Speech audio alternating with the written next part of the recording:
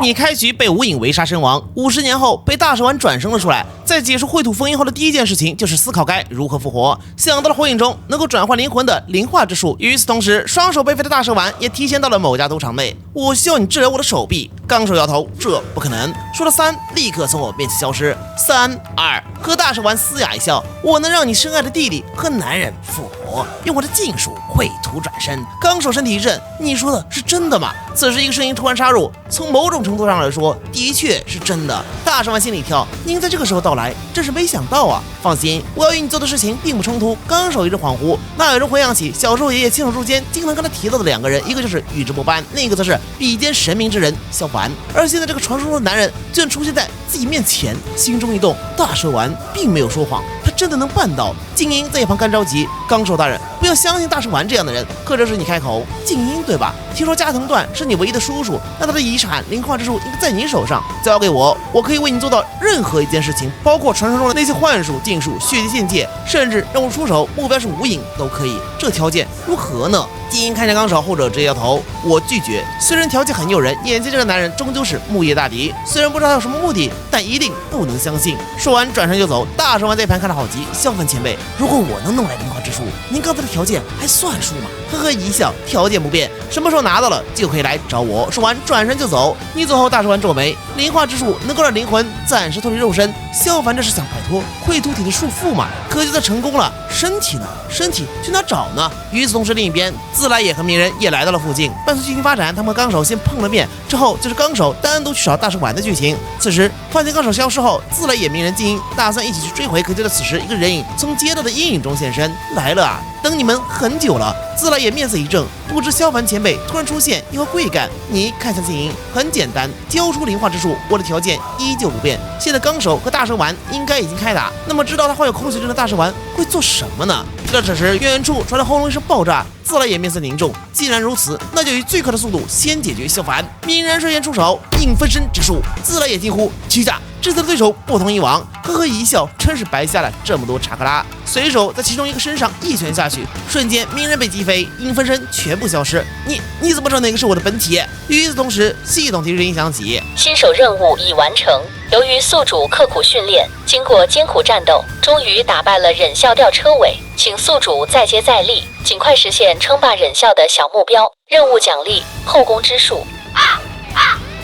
一瞬间沉默。后宫之术确实是十分厉害的忍术，上至大土木辉夜，下至普通忍者都难以抵挡此术的威力，但自己来用不太合适吧？自来也拦在身前，鸣人在一旁多学习，这种程度的战斗就不要再瞎插手了。说罢，双手一拍，人法乱狮子发之术，无数白发将你缠绕。嘎吱声响起，眼看秽土体就要被剔除，一道道裂痕，你丝毫不慌。熔遁熔怪之术，大量酸液喷发，瞬间将白发腐蚀。接着更多酸液向自来也射去，他飞速叠影，释放土遁黄泉罩，将酸液拦下。此时远方又是一道轰隆声传来，自来也眉头一皱，普通的伤害对秽土体作用不大，只能用封印术加以限制。敌人可是传说中的那个萧凡，拖得久了，纲手该怎么办呢？静音一咬牙，自来也大人，我来拖住他，您去找纲手大人。说罢，口中射出数根毒针，可下一秒你发动钢盾，右手将毒针全部握住。小姑娘，你是否太高估了自己的战力，或者你太低估了我的实力？静音目光坚定，为了纲手大人，不管多么困难，我都要去做人法毒物。一道紫气向你蔓延，双手一拍将毒物拍散。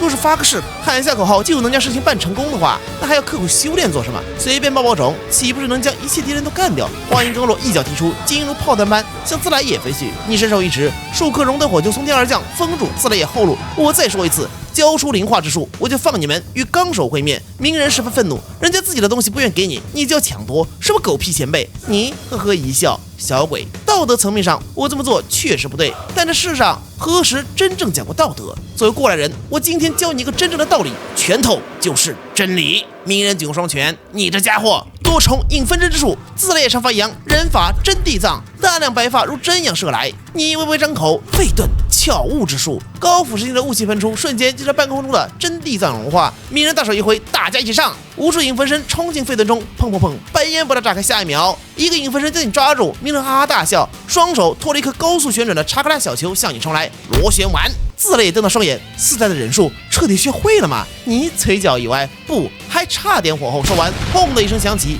烟雾散去。鸣人捂住右手，你呵呵一笑，还没完成的术就敢拿来用，看好了小鬼，这一次的教学不收费。说罢，伸出右手，一颗蓝色查克拉小球在手心旋转，螺旋丸，小心！自雷也迫不得已，同样一招螺旋丸和你对撞，轰的一声巨响，一道巨大气浪将双方推开。鸣人冲到自雷身旁，好色仙人，这个家伙为什么也会螺旋丸？自雷也摇摇头，我不知道，不过他可是与神明比肩之人，任何忍术在他手中施展出来都不会让人太意外。天冷笑，螺旋丸一个 A 级忍术罢了，接下来就让你们见识一下他的进阶版本吧。说完，右手再次张开，查克拉球出现在掌心，注入风属性查克拉后，转瞬间就化作了一个高速旋转的巨大手里剑。自雷也瞳孔一缩，这种性质与形态变化，你竟然将螺旋丸开发到了这种程度吗？与此同时，右臂不断开裂，果然普通的身躯还是承受不住这招的副作用嘛。对准自雷和鸣人，好好看，好好学，风遁螺旋手里剑，猛然一挥，右臂彻底粉碎，高速旋转向他们2人奔去。自雷也猛地往地上一按，通灵之术，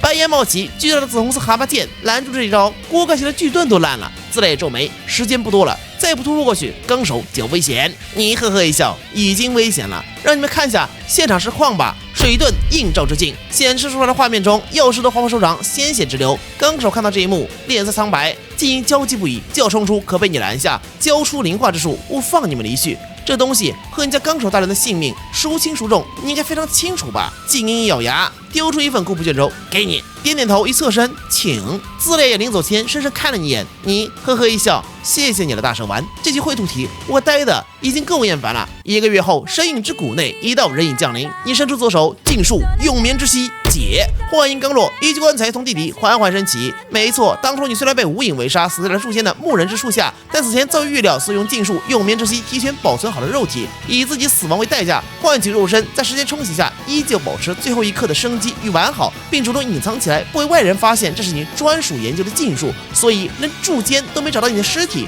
与此同时，飞速结印灵化之术，收成时你的灵魂出窍，忽然身侧出现冥界裂口，呵呵一笑，永别了牢笼。一个加速，瞬间冲到自己身体上，下一刻抚摸着胸口，感受到心跳。时隔50年，终于复活。这会儿绘图体其实依旧没有消散，你明白，灵化之术并不是彻底摆脱绘图体束缚，而是还有一小部分灵魂留在绘图体内，作为坐标锚点，随时拉回。一旦灵化之术结束，你的灵魂就会被强行召回绘图体。叹了口气，所以啊，质疑大蛇丸，理解大蛇丸，成为大蛇丸，双手一拍，斩！瞬间灵魂割裂，那一小片灵魂永远留在了绘图体内。下一刻，绘图体轰然破碎，灵魂也被吸入了冥界。这一刻，你知道，不管中间有多少波折，自己真正复活了。